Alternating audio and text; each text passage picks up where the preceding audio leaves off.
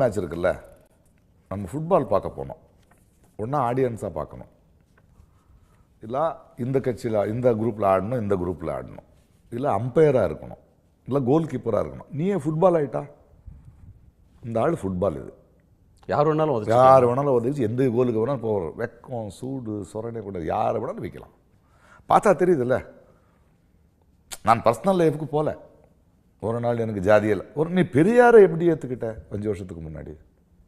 பெரியார் எங்க? பிஜேபி எங்க? செகோவாரா எங்க? பிஜேபி எங்க? கத்தர் எங்க? பிஜேபி எங்க? அந்த சிந்தனைக்கும் இந்த சிந்தனைக்கும் எப்படி இப்படி ரிவர்ஸில் வரான்?